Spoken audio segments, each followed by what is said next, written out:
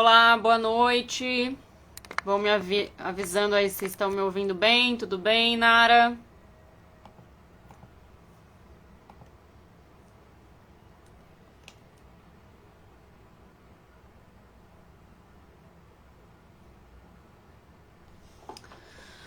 Olá, boa noite. Noite gelada aqui de São Paulo. Estamos começando a entrar no inverno. Esperando a nossa convidada de hoje entrar na sala.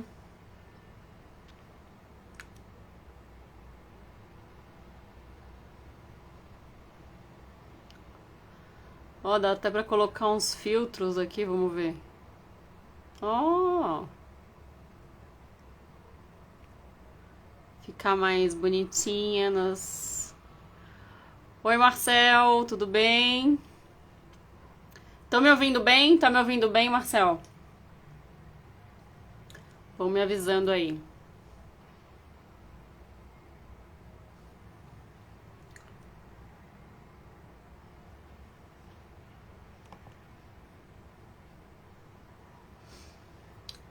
Tá me ouvindo?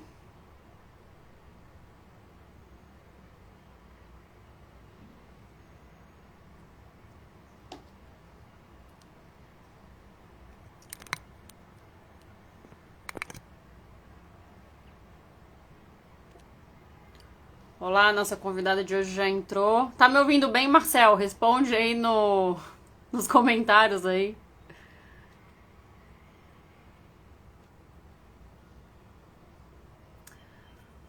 Olá, nossa convidada já tá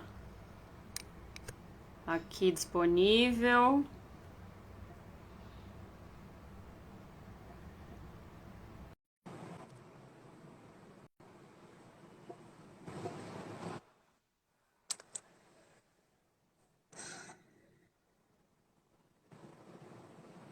Boa noite para todo mundo. Oi, tudo Hello! bem? Tá me ouvindo bem? Super. E você? Tô ouvindo também. Desculpa o Legal. pequeno atraso aqui, os impasses da internet. Tranquilo. E E como você aí, tá? Quanto Larissa? tempo, né? Quanto tempo? Acho que desde o lançamento do nosso livro, né? Que foi no começo do ano, Janeiro, né? em janeiro, final de janeiro. Tinha acabado de voltar da França. Voltei naquele dia quase. E é bom porque a gente acompanha a vida uma da outra, pelo menos pelas redes sociais, né? Sim, sim. E Aí como a é gente que se foi lá sente um na pouco. Disney? Que você foi com seu filhinho? Muito Foi fofo. ótimo, foi ótimo. É bom porque a gente se sente mais próxima quando a gente acompanha pelas redes sociais. Sim, sim. Então tá, gente. Hoje a Larissa é nossa convidada do nosso projeto Mulheres na Propriedade Intelectual, né? Que tem como objetivo ter essa troca com grandes referências na área, né? Para mim, você é uma super referência, foi minha professora, foi do meu primeiro curso de PI, eu acho que eu fiz foi aquele de aspectos jurídicos de, né, de publicidade, e depois na pós-graduação da ESA também, né? E agora temos aí já um filhinho juntos, que é o livro sobre social media law. Vou te apresentar então para os nossos espectadores e também depois a live eu vou deixar disponível no meu perfil do Instagram e ela vira também um podcast e vai pro perfil fiz um canal só pro projeto no YouTube, aí fica disponível lá, tá? Então também me corrija se eu falar alguma coisa, a gente já te mandou a apresentação mais às vezes, né? Então a Larissa Andréia Carazo Cac, é assim que fala? É formada em Direito pela Universidade Presbiteriana Mackenzie, especialista em Direito da Propriedade Imaterial pela Escola Superior de Advocacia da OAB de São Paulo, que é a ESA, que a gente chama, né? Movida pelo desejo de atuar no mercado televisivo, publicitário e teatral, Larissa iniciou sua carreira jurídica em 2003 no escritório Dantino Advogados Associados, né? Que era um escritório super famoso na área na época. Por meio dessa oportunidade, Larissa vivenciou diversas negociações, providenciou a formalização de contratos, orientou preventivamente as figuras presentes em negócios de natureza artística e prestou assessoria jurídica em negócios desses segmentos, formando uma bagagem técnica com essência viabilizadora em benefícios dos clientes. Ó, super, super chique. Em 2015, com experiência consolidada, fundou o seu próprio escritório, Carazo CAC Advocacia, com as áreas de direito do entretenimento, mídia, imagem e direito da publicidade. Parabéns, assim como você também sou, né, sócia e fundadora de escritório, e a gente tem que se virar em mil e uma utilidades, né? Fazer captação, marketing, gerenciamento. Parabéns pela coragem. Parabéns a você também, que eu acompanho aí seu desenvolvimento já há tantos anos, desde o momento que a gente conheceu, e eu vejo o quanto você evolui. E hoje também se tornou uma grande referência na nossa área, e eu fico muito feliz com a oportunidade de trocar figurinha aqui com você hoje no nosso bate-papo. Obrigada pelo convite, Ana. Show.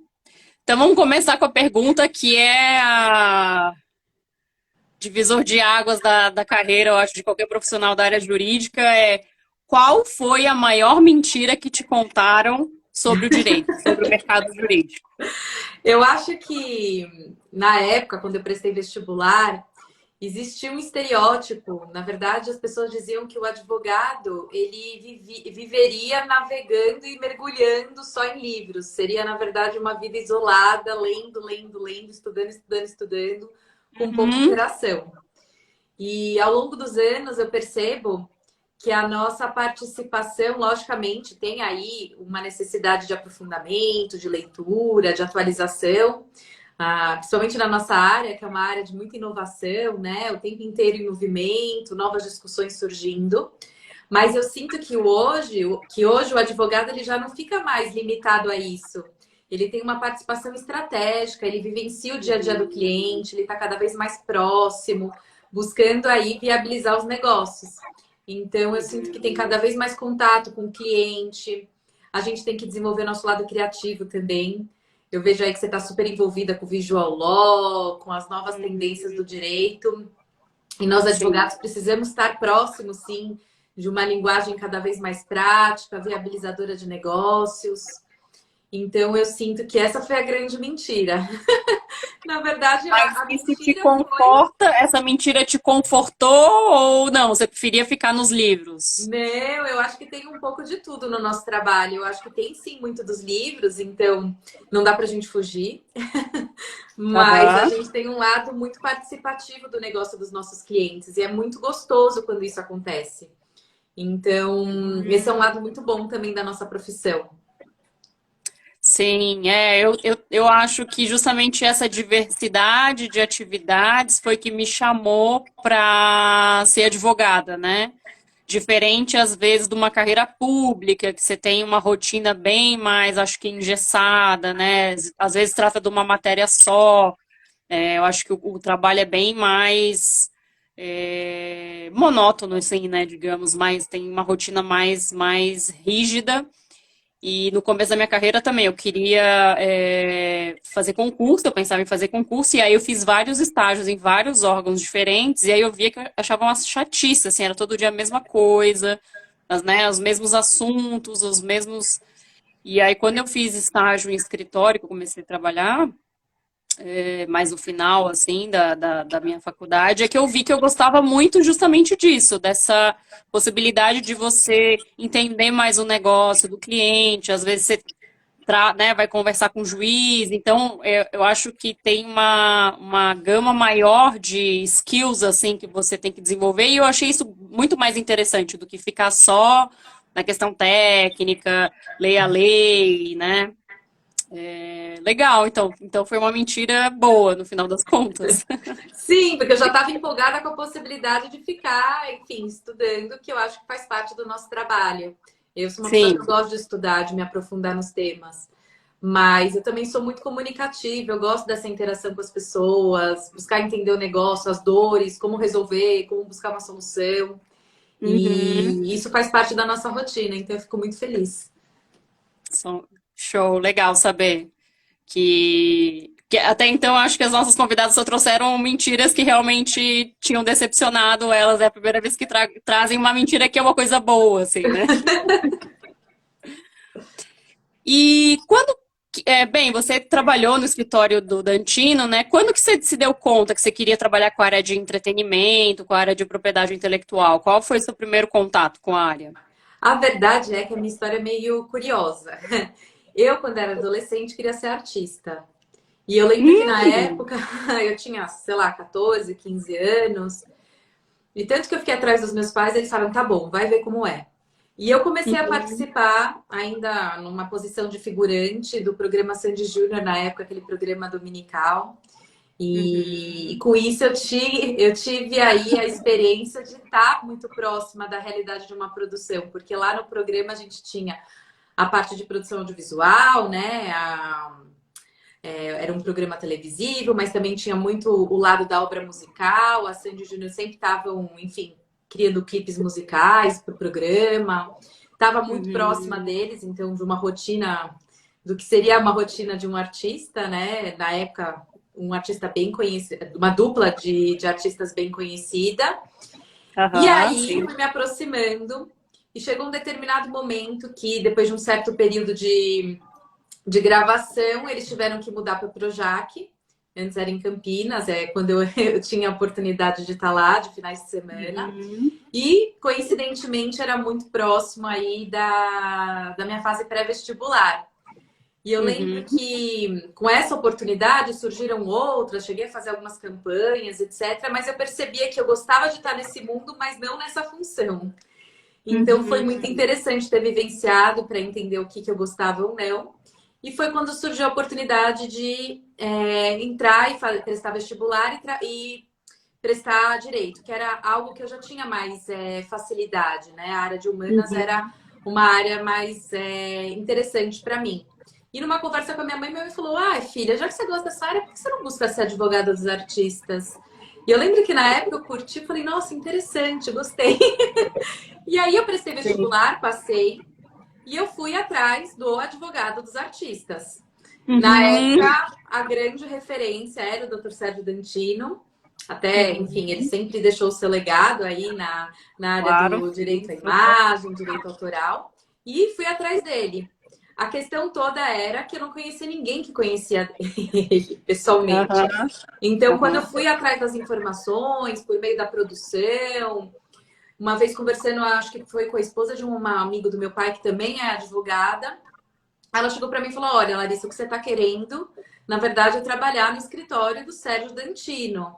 Aí ela explicou mais ou menos onde era e eu fui bater lá na porta dele. Eu mandei o Uhum, currículo, não tive resposta, falei: Não, vou lá pessoalmente bater na porta do escritório do Dr. Sérgio. E aí uhum. ele me recebeu e ele falou para mim o seguinte, que ele estava com o quadro completo e que não tinha aí uma oportunidade naquele momento. E foi. Aham.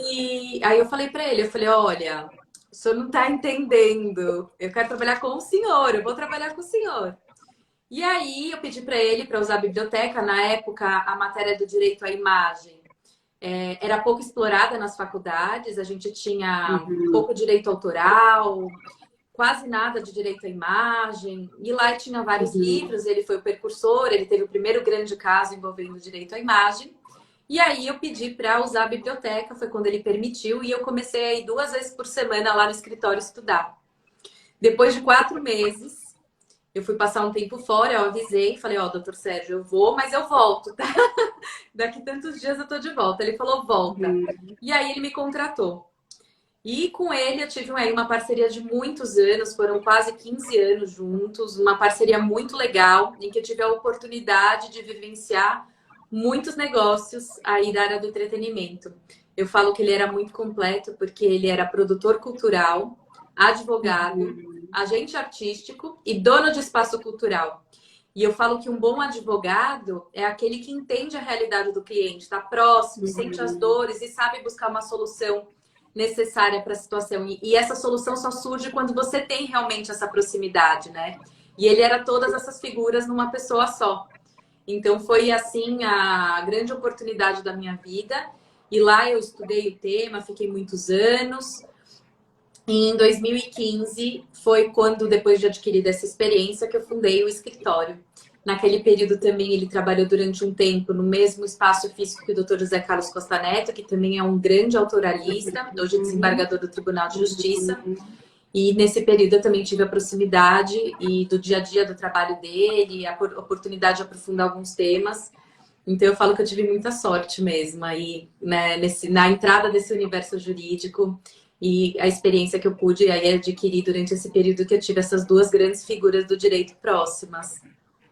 Super, são super referências, gente. Olha, e parabéns pela, assim, de realmente ir atrás, né? Que você ouviu um não e não, eu vou vir aqui, ficou 4 meses indo na biblioteca, né, para estudar. Nossa, parabéns aí pela garra. É, não desisti não. Até ele falou, nossa, Larissa, eu não vou ter jeito aqui. Vou ter Eu que vou ter que te contratar. contratar. Muito boa. Parabéns, que legal. E aí, para quem não sabe, né, o doutor Dantino faleceu recentemente, foi ano passado? Ano Vai retrasado? fazer um ano agora, nesse mês de junho. Isso, faleceu recentemente, né, mas deixou um legado aí para a área de entretenimento, né, foi um dos escritórios percursores da matéria no Brasil, né, super referência. Legal, legal a esse seu primeiro contato. Engraçado que eu também fui meio que assim também era um pouco da área artística, porque meus pais eram artistas, né? E aí também fui influenciada mais pelos amigos deles, assim, por que que você não faz? Porque eu já fazia direito, né? Por que que você não estuda direito audiovisual? Eu falei, gente, tudo a ver, porque eu já gosto dessa área, já circulo, né? Bacana.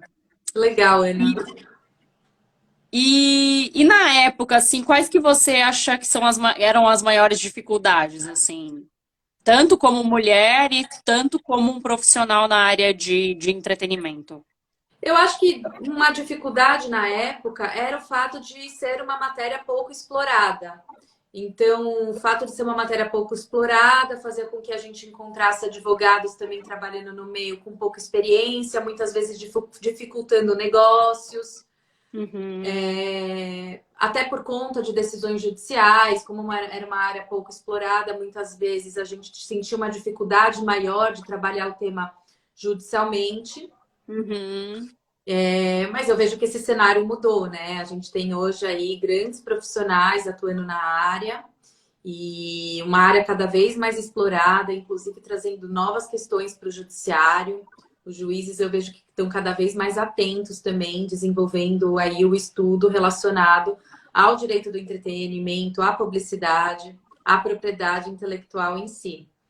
Então, acho que uhum. do ponto de vista de dificuldade, eu citaria essa. Eu lembro bem, assim, da dificuldade de explicar as peculiaridades do direito autoral, por exemplo, as Uhum. questões relacionadas as questões trazidas pela lei do direito autoral. Eu vi que a Dena, a esposa do Dr. Sérgio, está assistindo. Ela me mandou aqui uma Ah, que mensagem. Dena, um legal! beijo. Que Ótimas show! lembranças mesmo. Então, eu acredito que seja essa mesmo uma grande dificuldade da época, que hoje em dia está muito evoluída, né? Não existe mais. A gente ainda tem um pouco, né? E é bem nítido, assim, quando a gente pega alguém do outro lado da mesa que não tem, né, experiência, a pessoa tem dificuldade de entender, e até as próprias pessoas da área, né, ainda tem dificuldade de entender que quando cabe a cessão né, da propriedade intelectual, quando não cabe, quando só tá o valor do serviço, da prestação do serviço envolvida, né? Acho que todas essas questões que envolvem direito e material num geral é mais difícil, assim, da gente chegar num ponto comum. Por Ó, isso que eu Matheus, fico muito feliz. Ah, desculpa, Ana. não, pode falar, pode Não, que eu finalizar. falo que eu fico muito feliz quando do outro lado tem alguma advogada como você, ou como os nossos colegas que estão aí explorando o tema já há alguns anos e têm aí criado experiências interessantes para viabilização de negócios, porque eu sou uma pessoa que eu busco sempre viabilizar. E quando a gente É, tem do outro lado pessoas que entendem do mercado, eu acho que a uhum, viabilização é muito mais fácil, né? Ela acontece de uma maneira muito mais fluida. Então, quando surge algum advogado que já entende a matéria, eu sinto que a situação se desenrola de outra maneira. Sim, que às vezes até já tem noções de valores, que às vezes a gente vê advogados, né, que estão querendo se aventurar na área, que às vezes vem com os valores, acho que vai ser a causa da vida, né, pedir milhões, às vezes, né, eu fico super preocupada, às vezes, em casos judiciais, né, de, sei lá, uso indevido de marca, a pessoa pede milhões e, gente, vai ter uma revelia aí altíssima e acabou que, né, às vezes o próprio autor que vai ter que desembolsar Assumir. algum valor, né, com relação à sucumbência. O Matheus aqui fez uma pergunta. Como vocês veem a questão das plataformas digitais e as novas modalidades a serem regulamentadas pelo direito? Nossa, bem ampla essa pergunta. Você quer responder agora ou quer deixar mais para o final, Lari? A gente vai falar um pouquinho sobre isso ao longo da nossa conversa, né? Mas eu vejo que também essa questão, a verdade é, o direito autoral, a lei do direito autoral, ela se aplica para todas as mídias, né? Então, a internet não é terra de ninguém e ela tem que respeitar também as regras relacionadas a direito autoral, a propriedade intelectual de uma maneira geral. Então, eu vejo que cada vez mais as pessoas que são, os usuários das plataformas digitais e da internet de uma maneira geral estão cada vez mais conscientes. Acho que falta sim conhecimento. Não acho que todo mundo que utiliza aí obras de terceiros ou viola direitos são pessoas de má fé, de imediato, são pessoas, mas tem também, lógico, né? Tem Uhum, um dos uhum. dois. Mas eu vejo que tem cada vez mais conhecimento sobre o tema e conscientização da necessidade de busca de autorização de titulares de direitos para uso de obras. Isso, inclusive, faz parte dos termos e condições das plataformas, esse cuidado é informado, né, por meio dos termos e condições, o que leva mais conhecimento para quem está utilizando desse tipo de serviço. Não sei você, Ana, o que você acha? Eu acho que as regras se aplicam, né, igualmente. Eu acho que só com a pulverização de obras, né, a gente tem muito mais acesso à música por conta do Spotify do que antes, que era por meio físico, né? Acesso a obras audiovisuais através das plataformas de streaming, como Netflix. Eu acho que o conflito relacionado a esses direitos aumentou, claro, por uma conscientização maior, mas também por uma circulação maior das obras, né? E interessante também a gente ver com relação à queda de originalidade agora, né? Imagina se você imaginar que antigamente quantas músicas eram produzidas e agora, com essa coisa de TikTok, tem que ser uma música atrás da outra. Você vê, gente, a gente não dá conta de ver o que a Anitta lança, né? Ela lança uma música cada semana. E se você pensar, tem o quê? 7 notas musicais, né? Para você compor, né, uma música em cima dessas notas.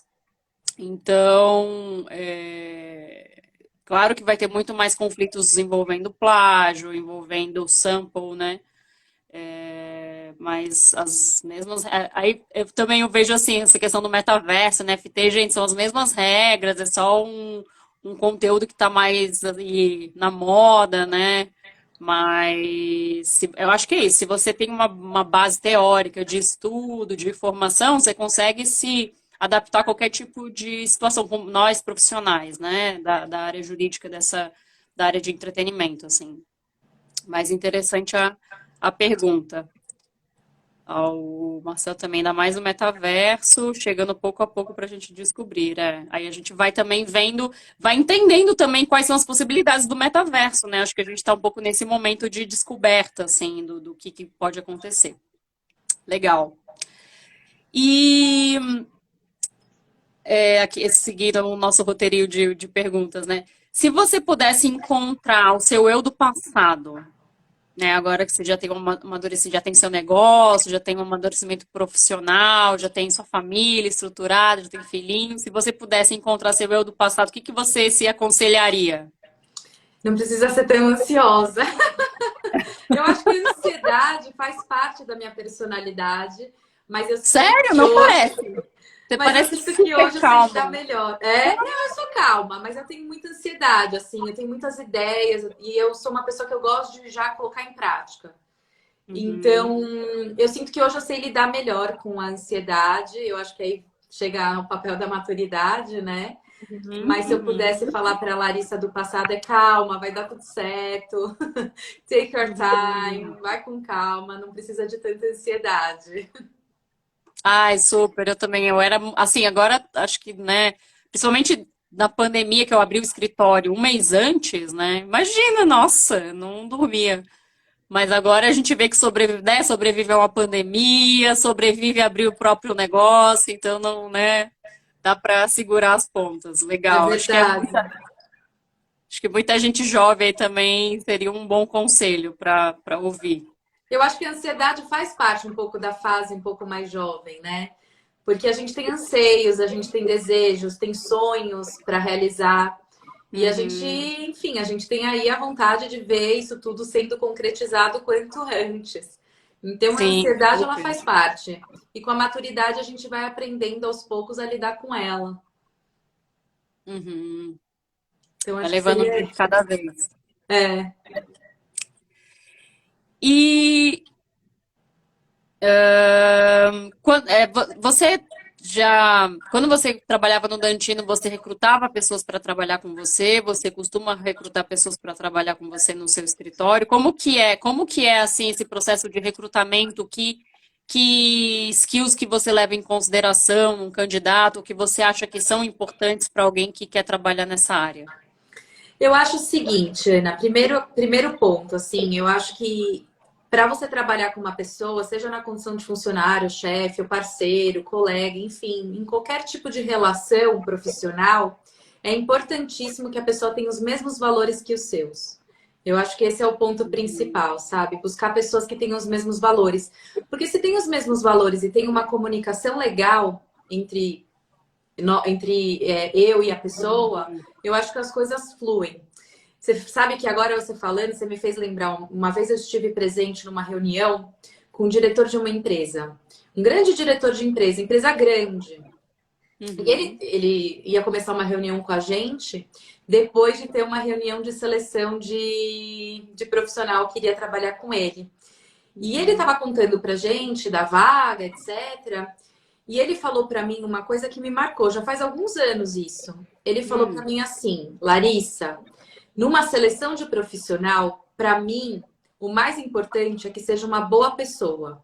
Porque uma boa pessoa, numa estrutura boa, com possibilidade de conhecimento e compartilhamento de experiências, tem grandes chances de se tornar um bom profissional.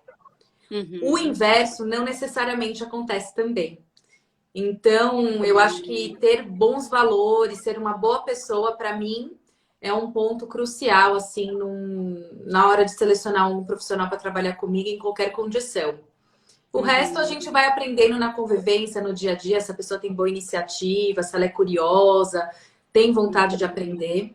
E eu acho que a comunicação em qualquer tipo de relação também é um ponto super importante, né, para se construir. Então, Uhum. eu vejo esses pontos aí como extremamente importantes. Sim, super. É, e às vezes até valores. Às vezes a gente vê escritórios que têm um posicionamento mais agressivo, que tem uma cultura interna um pouco mais, às vezes não muito saudável, né? Eu acho que isso a pessoa já tem que ver se ela se identifica, às vezes, né, com esse tipo de ambiente, ou se não, né? Então, acho que também não tem muito certo e errado, tem muito essa questão de você se encaixar, né, nos seus valores dentro, né, do ambiente que você está, num escritório, né, dentro de uma organização. É bem interessante mesmo. Concordo. E eu gosto muito de ver também, assim, eu também acho, assim, conhecimento técnico é uma coisa que a pessoa consegue desenvolver, né, se ela tem uma habilidade de aprendizado. Mas eu vejo muito assim, iniciativa, é uma coisa que eu levo bastante em consideração, porque ainda mais, né, a gente que é sozinha no negócio, a gente já é super sobrecarregado, já tem tanta coisa para fazer. Então também tem essa coisa do momento, né, da empresa, do momento do escritório. E essa questão de valores eu acho que é essencial até para você depois, se eventualmente quiser crescer, né, a empresa, crescer o escritório, tem que ser a base fundamental para daí, né, você só replicar para as pessoas que vão entrando. Muito interessante mesmo. E Como que é trabalhar, né? Agora vamos falar do filé aí da prática da Larissa. Como que é trabalhar com os influencers? É difícil? Eles são teimosos? Me fala um pouquinho das atividades que você desenvolve e do tipo de persona que você costuma atender. Eu adoro trabalhar com os influenciadores porque eu acho que eles têm uma capacidade criativa incrível. E eu Uhum, adoro trabalhar com esse lado criativo, assim, buscar alternativas para viabilizar uma campanha publicitária extremamente criativa, com a possibilidade de trabalhar as ferramentas das redes sociais, que hoje permitem uma flexibilidade enorme de criações, né? aham, Então, eu sempre gostei, na verdade eu digo, a influência ela sempre existiu, né, Ana? Só que antigamente a influência ela era por meio das grandes personalidades, através da programação de TV aberta, né? Então a gente sim, tinha aí os apresentadores, atrizes, atores que exerciam influência sobre seu público, por isso que eles sempre foram grandes alternativas aí publicitárias. Os uhum, anunciantes sempre buscaram associar a imagem deles a produtos e serviços para potencializar vendas, continuam sendo, e eles também uhum, migraram para as redes sociais. Só que acontece que nas redes sociais, não somente eles exercem uma grande influência, mas como todos nós exercemos sobre os nossos seguidores, né? Independente do número de seguidores. Eu falo que mesmo a influência para o pessoal anônimo também sempre existiu. A gente exerce influência num grupo de amigos mais restrito, para os nossos familiares, e com as redes sociais essa dimensão se tornou bem maior. Então eu digo que foi uma migração até essa questão da publicidade também, associar a imagem e o nome ou o som de voz de uma pessoa que exerce grande influência sobre o seu público sempre foi uhum. aí o chamariz de campanhas publicitárias. Então, antes era somente para as personalidades de TV aberta e hoje passou a ser também para os influenciadores. E eu acompanhei, eu vivenciei. E eu acho que isso é o mais interessante de tudo. Como eu sempre trabalhei muito próxima dos artistas, porque lá no escritório do Dantino a gente tinha a parte de advocacia, mas também tinha um agenciamento em que a gente tinha aí a possibilidade de estar um pouco mais próximo dessa rotina. Quando essa questão da migração das mídias tradicionais para as mídias digitais aconteceu, eu acabei acompanhando os grandes desafios e as grandes reflexões sobre o tema na época, que gerou no Sim. final o nosso guia de publicidade por influenciador, que foi publicado pelo Conar no final de 2020, né? Uhum. Então, foi muito interessante acompanhar. O meu dia a dia, na verdade, envolvendo esse trabalho é muito interessante, porque eu tenho que usar o meu lado criativo de buscar soluções, né?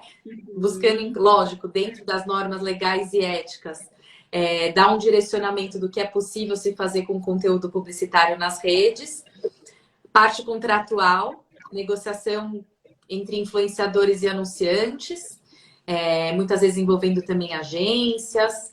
Hoje a gente tem agências especializadas, inclusive na curadoria, né, na escolha de influenciadores digitais adequados para determinadas campanhas e anunciantes. Então, meu dia a dia acaba sendo aí nesse mercado mesmo, tanto de orientação da parte ética e legal para a construção de conteúdo publicitário, o que pode, o que não pode, vamos ver se tem algum jeito da gente adequar o conteúdo para viabilizar, e também esse lado contratual de negociação até efetivamente a formalização de contratos. Ah, interessante. Realmente, né? Você pegou a transição aí de antigamente que eram, né, às vezes âncoras de programas de canais de TV aberta, né, que eu acho que eram as referências de influenciadores que a gente tinha, e essa pulverização agora, né, agora a gente vê às vezes, né, às vezes chega clientes no escritório que tem 1, 2 milhões de seguidores e a gente nunca ouve falar, né, às vezes fica, eu tava assistindo, não sei se você assiste séries, assim, jurídicas, né, eu assisto a Better Call Saul, que inclusive super recomendo aí, tá super, agora tá no final, assim, da série, tá super alvoroçado essa finalização da série. E aí eu fui conferir, assim, sabe, aquela coisa de curiosidade, vou ver os atores, assim, ver quantos seguidores eles têm. Eles tinham, assim, né, são atores globais, gente, são conhecidos no mundo inteiro. Tem, tipo assim, 200 mil, 300 mil, e isso para uma referência de influenciador brasileiro não é nada, né? ter 200 mil seguidores, né, super tranquilo, assim, então... E às vezes é isso, às vezes chega gente no escritório com 2 milhões e aí você, tipo, não tem nem ideia, assim, de quem é. É muito interessante ver. E principalmente essa diferenciação no mercado brasileiro, né? Eu acho que tem uma presença digital muito grande, assim, tanto de quem está procurando conteúdo e também de quem está produzindo, né? Então, muito legal. Mas e aí, geralmente os seus clientes, quando você pede para botar o hashtag publi, eles colocam ou eles se negam? Porque já aconteceu, assim, da pessoa me contratar, eu falar faz isso, faz aquilo, e a pessoa não seguir quase nada do que eu falei, então para quem me contratou? Não, mas em geral, sim, tem todo um cuidado relacionado a essa questão da identificação publicitária. E eu vejo que é um movimento que vai a favor do mercado de uma maneira geral, tanto pelo lado do influenciador como do anunciante. Quando a gente é transparente com o nosso público, a gente gera mais credibilidade com relação ao que é transmitido, né? Então, isso torna, sim, o trabalho cada vez mais bem sucedido e o mercado cada vez mais saudável. Então, eu vejo que essa adesão está cada vez maior.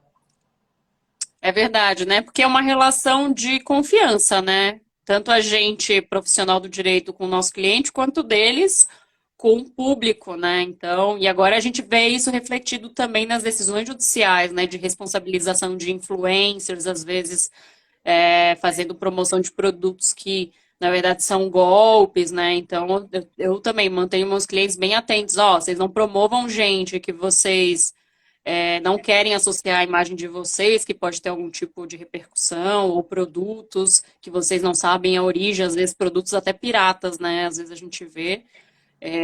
Porque eu acredito que é cada vez mais essa crescente de responsabilização em cima dos influenciadores, né? E eu acho que é proporcional ao poder que eles têm também no mercado, né? Então, ter essa conscientização disso é importante. E quais que você acha que são as tendências, assim, de tanto para a área de marketing, né, de publicidade, quanto de IP em geral? O que, que você acha que vem aí para esses próximos meses aí, né? A gente já está na metade do ano. O que, que você acha?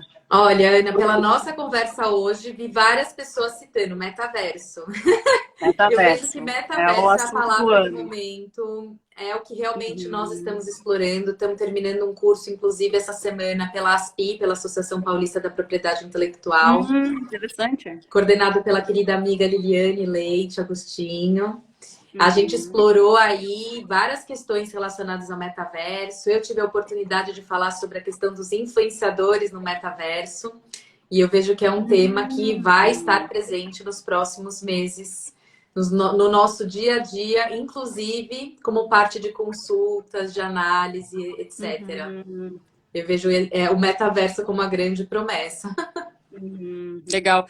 E eu acho que o metaverso também ele acaba pegando outros aspectos, não só né, de propriedade intelectual, como também direito de imagem, né? Proteção de Pega dados, proteção de dados, isso meios de eu acho que pagamento. pega bastante áreas do direito, né? Bem, bem interessante mesmo. E um livro que você recomendaria? Pode ser da área ou não? O que que você tem lido ultimamente? Olha, vou aproveitar a oportunidade, viu? Fazer o jabazinho. Olha, Ah, é verdade! Teve o a gente tem lançamento alguns livros recente. publicados esse ano que merecem Aham, referência, é lógico. A verdade. gente participou juntas do livro do Referencia todos. Cássio, O Direito nas Sim. Redes Sociais, que foi maravilhoso esse trabalho que a gente fez juntas, coordenado aí pelo Cássio. Em Uhum, seguida, a gente lançou a atividade publicitária no Brasil, que é realmente aqui a uhum. realização de um grande sonho, é algo que eu já venho aí trabalhando e desenvolvendo há algum tempo. E quando a pandemia surgiu, eu falei, vou focar nisso. Aham. E aí a gente acabou desenvolvendo, eu uni aí 43 profissionais para falar sobre a atividade publicitária em sua completude, Uhum. envolvendo vários temas relacionados à atividade publicitária no Brasil, desde o momento da criação, briefing, storyboard, até efetivamente a produção. planejamento e compra de mídia. Então, aí tem várias questões jurídicas relacionadas a esse tema. Publicidade de medicamentos, bebida alcoólica, publicidade infantil. E eu contei aí com a participação e a contribuição de profissionais que eu admiro muito e com quem eu tive diversas experiências aí na área do direito, do direito da atividade publicitária, envolvendo também o direito autoral da obra publicitária. E fiquei muito feliz com o resultado. Então, a minha dica de leitura para quem se interessa pela área de publicidade Como que a é o gente adquire o Atividades. livro? Oi? Como que a gente adquire o livro? Tá à venda nas principais livrarias, inclusive pela internet, no site da Almedina também. E é fácil de localizar.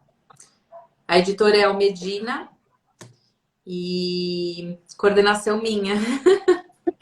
Show. Esse é o primeiro livro que você coordena? Ou que você escreve? Na Tira, verdade, assim, que você também sozinha escreveu no sim. seu próprio livro, né? Não, sozinha sim. É a primeira vez que eu coordenei o livro sozinha. Eu Aham. coordenei esse e também sou uma das coautoras. Mas já participei de outros livros, participei do livro com você, Sim. coordenado pelo Cássio, participei do Fashion Law, coordenado pela Regina Ferreira, professora da Santa Marcelina, em que falei Uhum. também sobre a contratação de influenciadores digitais na indústria da moda.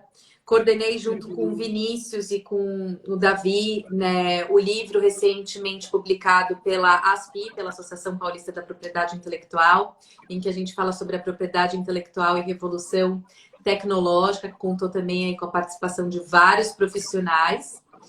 Uhum. Coordenei o direito autoral atual, a época em homenagem aos 10 anos da Associação Brasileira de Direito Autoral. Quem era o coordenador geral era o Dr. José Carlos Costa Neto. Na época fui a coordenadora nacional junto com a professora Maria Luísa Egeia. Então eu tive aí a oportunidade de trabalhar em diversos livros. Também participei do direito do entretenimento na internet, na época a coordenação da Andréa Francês, querida profissional, amiga também, junto com o Dr. Sérgio Dantini e o Dr. Costa Neto. Então tive aí a oportunidade de participar de vários livros e obras muito interessantes sobre o direito do entretenimento e publicidade. Super acadêmico, ó, gente. Eu Super gosto bastante. antenada. E disciplinada, né? Porque esse do Cássio que a gente lançou foi meu primeiro capítulo de livro, né? Tem que ter uma disciplina de escrever. Eu tenho bastante dificuldade com projetos assim de longo prazo, né? Que você vai ter que fazer um pouquinho todo dia. Parabéns aí pela. Obrigada, para você também. Eu acho que o legal dos livros é a gente registrar o conhecimento, né? E permitir que as pessoas tenham essa oportunidade de ler e também se Uhum, aprofundar e trazer novas reflexões. Eu acho que para o nosso mercado, publicar livro é extremamente importante. uhum. Sim, sim. Show. E uma frase que define a sua vida profissional até o momento. Difícil essa, hein? Ah, não, eu vou te falar. Eu amo a Disney e eu amo a história da Disney, do Walt Disney. E tem uma frase dele que segue muito a linha do que a gente conversou hoje. Ele fala o seguinte, é mais ou menos o seguinte: todos os nossos sonhos podem ser realizados se você tiver a coragem de persegui-los, de ir atrás. Isso, E eu acredito muito exatamente. nisso. Eu acho que quando a gente é focado, disciplinada e a gente acredita mesmo num sonho, a gente tem a Uhum. possibilidade de realizar ele. Eu acho que essa é a frase para mim que eu sempre tive comigo e Aham. que eu levo adiante. Sim, sim, sim, né? Imagina se. Nossa, ficou imaginando. Não sei se eu teria essa disposição que você foi, bateu lá e conversou e ficou indo, né? 4 meses. Nossa, realmente estava muito afim mesmo, né?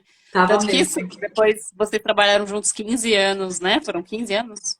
Quase 18 anos ao todo, porque mesmo depois que eu abri o escritório, eu mantive a parceria profissional com o Dr. Sérgio. Então a gente Uhum. foi parceiro realmente até o final. Ah, que legal. Que legal. Bonita a história. E Obrigada. uma mulher que te inspira, Larissa? Se você fosse. Olha, várias me inspiram. Eu acho que atualmente eu me inspiro muito nas mulheres que são profissionais, executivas e que também tem a questão da maternidade, né? Eu vejo Uhum. que vivenciar a maternidade, a profissão, que são duas questões que eu amo. Eu amo ser mãe e eu amo minha profissão. Só que no dia a dia essa Uhum. dinâmica acaba sendo muito difícil, né? Do ponto de vista de como organizar, como estruturar a agenda, enfim, os imprevistos. E então eu acabo me inspirando muito nas mulheres que, enfim, ocupam essas funções tão importantes, né? Então não tem uma específica assim que eu possa dizer, mas eu acabo hoje acompanhando, inclusive através das redes sociais, mulheres que compartilham esse tipo de experiência e o dia a dia, as principais Uhum. satisfações, as principais dificuldades. Eu vejo muito Até se a. você tiver recomendação, porque uma amiga já me pediu, você sabe de alguém que tenha esse perfil, que seja uma influencer, que tenha esse perfil, que é mãe, que é empreendedora, que vai lá, faz e acontece. Até se você tiver, porque eu não conheço, eu gostaria até de seguir, né? Que daqui a pouco também vou ter aí meu filho, enfim. Se Deus É bom já ir quiser. se baseando, né? Claro, já tendo você super como referência. Imagina, né? Eu fico feliz. Eu acho que ser mãe e ser profissional são duas funções que se complementam. Eu vejo que eu me tornei uma profissional melhor, inclusive depois de ter me tornado mãe, porque desenvolveu algumas habilidades minhas muito Uhum. importantes, né? Acho que a gente aprende muito com o filho e com essa vivência, e então desenvolveu habilidades muito interessantes. E... Mas olha, uma pessoa que eu gosto bastante de seguir, que eu vejo aí, é uma grande executiva, e que ela realmente compartilha um pouco do dia a dia dela, é a Cristina Vou até Junqueira, anotar que é aqui. da Nubank. A da Nubank. Também sigo também. Eu vi um podcast dela, aí ela falando assim, eu tirei licença maternidade e fui escrever um livro, assim, porque eu tava tranquila. Fiquei, gente, como a pessoa vai escrever um livro e com recém-nascido, né? Meu Deus, assim, mil Ela e tem uma. três. Sim, E eu nossa, gosto muito de surreal. acompanhar essas experiências, e gosto realmente quando a pessoa compartilha a realidade dessas experiências, né? Que eu acho que a realidade das Uhum. experiências tem coisas muito boas, mas tem as dificuldades também. Faz parte da vida de todo mundo. Então eu realmente hoje eu fico atenta quando aparece alguém que conta um pouquinho desse lado, eu me inspiro, eu gosto. Sim, legal. Acho super referência a Junqueira. Qual que é o primeiro nome dela mesmo? Cristina. Cristina Junqueira. Super. Ó, a Rafa, ela tá com uma pergunta aqui. A Rafa, assim como nós também, empreendendo, abriu seu escritório. Ela tá lá em Juiz de Fora. Não sei se Olha que você conhece legal, ela. tudo bem, Rafa? Ela perguntou aqui: depois desses anos de experiência, quais valores vocês acham fundamentais de levar para o escritório de vocês? Quer responder primeiro? Eu acho que é essa questão. Para mim, é muito importante que a pessoa também tenha um valor de família, que entenda que é importante esse lado também, porque para mim é um Uhum, lado extremamente importante. Acho que a gente tem vários pilares na vida e a gente precisa manter muito bem equilibrados, o que né, uhum. muitas vezes demanda aí muito empenho, né? E nem sempre é tão fácil assim mantê-los equilibrados. A gente dá uma Uhum. atrapalhada, mas faz parte. E ser uma boa pessoa, acho que ser uma boa pessoa para mim é extremamente relevante, inclusive por aquela lição que eu comentei aqui com vocês de uma vez ter participado de uma reunião de diretoria de uma empresa em que um grande diretor falou que ele Aham. busca fazer exercícios para analisar essa questão dos valores da pessoa, o que que ela busca na vida, qual é a essência, sempre buscando se desenvolver para o lado do bem, né? Uhum. Que legal. E você, Valores né? que eu trago pro escritório. Eu acho que também reflete essa questão de quem, dos valores que eu busco no time, assim, quando vai entrar. Essa questão da iniciativa. é, Deixa eu pensar. Eu tive bem claro, assim, que eu queria ter o meu negócio quando eu estava de head do jurídico da Condzilla, porque como eu tinha muito essa coisa da gestão do jurídico, eu tinha um estagiário, né, e lidava com as outras áreas. Então, assim, eu representava a área jurídica da Condzilla, digamos assim. Então tem essa coisa de trabalho em equipe, né? Eu acho assim, de ser colaborativo. Uma boa questão para mim que eu acho é a boa comunicação, é você se expor de uma Sim. maneira clara, que eu acho que quando existe uma boa comunicação, você consegue, enfim, trabalhar legal tanto em equipe quanto perante o cliente, né? De você transmitir uma linguagem de fácil compreensão, transmitir a realidade do negócio. Eu acho que uma boa comunicação é um skill importante.